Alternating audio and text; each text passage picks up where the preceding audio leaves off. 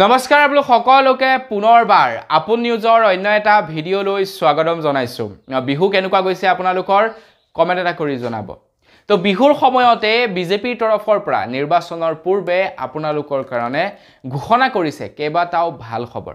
নিৰ্বাচন যেহেতু আহি আছে তো তেওঁলোকে কৈছে যে নিৰ্বাচনত যদি আপোনালোকে আমাক জয়যুক্ত কৰায় তেন্তে আপোনালোকৰ কাৰণে আমি এই কেইটা ভাল কাম কৰিম। তো সেই কেইটাৰ বিষয়তে মই আজি আপোনালোকক জনাম। কাৰণ মই কংগ্ৰেছৰ যি নেকি তেওঁলোকৰ প্ৰতিশ্ৰুতি দিছিলে, যি নেকি ঘোষণাপত্ৰ দাখিল কৰিছিলে, তাৰ ওপৰতো ভিডিঅ' বনাইছিলোঁ যে কংগ্ৰেছে এইকেইটা ভাল কাম কৰিব। এতিয়া মই অকল কংগ্ৰেছৰ কথা কৈ যে যদি বিজেপিৰ কথা কৈ নকওঁ তেতিয়া একাংশ লোকে ভাবিব মই কংগ্ৰেছৰ মানুহ, বিজেপিৰ মানুহ নহয়, মানে বিজেপিক বেয়া পাওঁ। তো সেইকাৰণে মই ভাবিলোঁ যে সেইকাৰণে বিজেপিয়ে যিকেইটা ভাল খবৰ ঘোষণা কৰিছে সেইকেইটাৰ বিষয়ে আপোনালোকক জনাই দিছোঁ। কংগ্ৰেছৰখিনিতো আগতীয়াকৈ ক'লোৱেই, এতিয়ালৈকে যদি ভিডিঅ' চোৱা নাই তেন্তে চাবকে। তো বৰ্তমান বিষয়সকল মই আজি আপোনালোকক তাৰ ওপৰতে জনাম যে বিজেপিৰ ফালৰ পৰা আপোনালোকৰ কাৰণেনো কি ভাল খবৰ ঘোষণা কৰিছে, প্ৰধানমন্ত্ৰী নৰেন্দ্ৰ মোদী ডাঙৰীয়াদেৱে কি ভাল খবৰ ঘোষণা কৰিছে মই আজি আপোনালোকক তাৰ ওপৰত জনাম। তো মই শ্ৰীপাঞ্জিত গগৈ, আপোনালোকে চাই আছে আপোন নিউজ। আহক আৰম্ভ কৰোঁ আজিৰ ভিডিঅ'। আগবাঢ়িছোঁ প্ৰথমটো ঘোষণা কৰা ভাল খবৰ ফালে। প্ৰথমটো ঘোষণা কৰা ভাল খবৰ জনোৱাৰ আগতেই এতিয়ালৈকে যদি লাইক এটা কৰা নাই লাইক এটা কৰক, চেনেল যদি ছাবস্ক্ৰাইব কৰা নাই চেনেলটো ছাবস্ক্ৰাইব কৰক এনেকুৱা ধৰণৰ খবৰবিলাক নিতৌ পাই থাকিবৰ কাৰণে। এতিয়া ডাঙৰ চিটিবিলাকত দিল্লী মুম্বাইত কি কৰিছে, বুলেট ট্ৰেইনৰ ব্যৱস্থা কৰিছে, কিন্তু আমাৰ অসমত স্পেচিয়েলি বুলেট ট্ৰেইনৰ নাম গোন্ধ এতিয়ালৈকে নাই। তো কেন্দ্ৰ চৰকাৰৰ পৰা কৈছে আমি 10 বছৰটো ৰাজত্ব কৰিলোঁ, অনাগত 5 বছৰ যদি আমাৰ চৰকাৰ হয় তেন্তে আমি অসমত বা উত্তৰ পূৰ্বাঞ্চলত বুলেট ট্ৰেইনৰ ব্যৱস্থা কৰিম বুলি জনাইছে। এতিয়া দেখা যাওক যে বুলেট ট্ৰেইন হয় নে নহয়। তো আপোনালোকৰ কি লাগে, বুলেট ট্ৰেইন আহিবনে আমাৰ অসমলৈ? আহিবগৈ এই 5 বছৰত নহ'লেও এটলিষ্ট আৰু 5 বছৰৰ পাছত আমাৰ অসমত বুলেট ট্ৰেইন আহিবগৈ নিশ্চয়। আগবাঢ়িছোঁ ইয়াৰ পাছৰটো ভাল খবৰ ফালে। প্ৰায় সময়তে আমি দেখা পাই থাকোঁ যেতিয়াই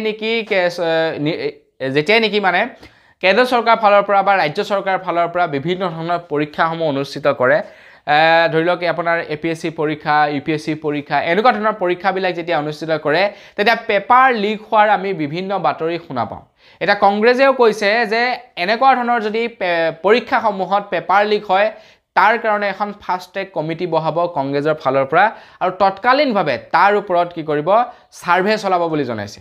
এতিয়া বিজেপিয়ে যিহেতু নতুনকৈ তেওঁলোকৰ ঘোষণাপত্ৰ দাখিল কৰিছে, তো বিজেপিয়েও কৈছে যে আমিও সেই কামটো কৰিম, আমিও এখন ফাষ্ট ট্ৰেক কমিটি গঠন কৰিম, তেনেকুৱা ধৰণৰ যদি কিবা হয় তাৰ ওপৰত আমি ততাতৈয়াকৈ তাৰ ওপৰত একশ্যন ল'ম বুলি জনাইছে। আগবাঢ়িছোঁ ইয়াৰ পাছৰটো ভাল খবৰ ফালে, মানে ঘোষণা কৰা ভাল খবৰ ফালে।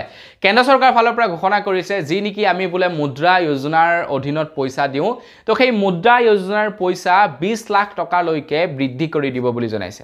মানে আপোনালোকে নাপায় সেইটো চিন্তা কৰিব নালাগে, আপুনি যদি এখন সৰু সুৰা দোকান দি আছে তেন্তে নাপায়। মানে যিসকলৰ নেকি ডাঙৰ বিজনেছ আছে, যিসকলে নেকি MSME ছেক্টৰত কিবা এটা কৰিব বিচাৰে, তো তেওঁলোকক চৰকাৰৰ ফালৰ পৰা 20 লাখ টকাৰ এটা লোন প্ৰদান কৰিব বুলি জনাইছে।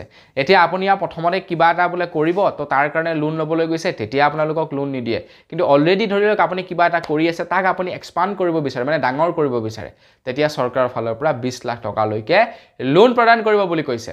আগবাঢ়িছোঁ ইয়াৰ পাছৰটো ঘোষণা কৰা ভাল খবৰ ফালে। ইয়াৰ পাছৰটো ঘোষণা কৰা ভাল খবৰ হৈছে মহিলাসকলৰ কাৰণে। চৰকাৰৰ ফালৰ পৰা কৈছে যে লাখপতি দিদিৰ অধীনত, লাখপতি দিদি মানে লাখপতি বাইদেউ যোজনাৰ যে আমাৰ অসমত আছে, তো সেই লাখপতি দিদি যোজনাৰ অধীনত 3 কোটি মানুহক সুবিধা প্ৰদান কৰিব বুলি জনাইছে। 3 কোটি মহিলাক লাখপতি বাইদেউ বনাব বুলি জনাইছে। আৰু তাৰ লগে লগে কৈছে যে 1 কোটি মহিলাক গাঁও অঞ্চলৰ পৰা নিৰ্বাচিত কৰা হ'ব। তো আপোনালোকে কিবা পালেনে নাপালে বাৰু লাখপতি বাইদেউৰ অধীনত 10,000 টকাকৈ নে কিমানকৈ দিব বুলি কৈছিলে, কমেণ্ট এটা কৰি জনাব। আগবাঢ়িছোঁ ইয়াৰ পাছৰটো ঘোষণা কৰা ভাল খবৰ ফালে। ইয়াৰ পাছৰটো ঘোষণা কৰিছে অৱশ্যে কৃষকসকলৰ কাৰণে। তো কৃষকৰ কাৰণে কৈছে যে কৃষকসকলে যি নেকি উৎপাদন কৰে, যি নেকি সামগ্ৰী উৎপাদন কৰে, সেই উৎপাদন কৰা সামগ্ৰীসমূহ ষ্ট'ৰ কৰি ৰাখিবৰ কাৰণে ঠায়ে ঠায়ে এতিয়াৰে পৰা ষ্ট'ৰেজ কৰিবৰ কাৰণে ডাঙৰ ৱেৰ হাউচ খোলা হ'ব বুলি জনাইছে, য'ত মানে কৃষকসকলে তেওঁলোকৰ খাদ্যসমূহ ষ্ট'ৰ কৰি ৰাখিব পাৰে। অকল ষ্ট'ৰ কৰি ৰখাই নহয়, তাৰ পৰাও যাতে তেওঁলোকে বিক্ৰী কৰিব পাৰে তেনেকুৱা ব্যৱস্থা কৰিব বুলি জনাইছে। আগবাঢ়িছোঁ ইয়াৰ পাছৰটো ঘোষণা কৰা ভাল খবৰ ফালে। ইয়াৰ পাছৰটো অৱশ্যে ওলাইছে যিসকল নেকি বিকলাংগ মানুহ তেওঁলোকৰ কাৰণে। তো কেন্দ্ৰ চৰকাৰৰ ফালৰ পৰা কৈছে যে যিসকল নেকি বিকলাংগ তেওঁলোককো প্ৰধানমন্ত্ৰীৰ আৱাস যোজনাৰ অধীনত ঘৰ প্ৰদান কৰিব বুলি জনাইছে।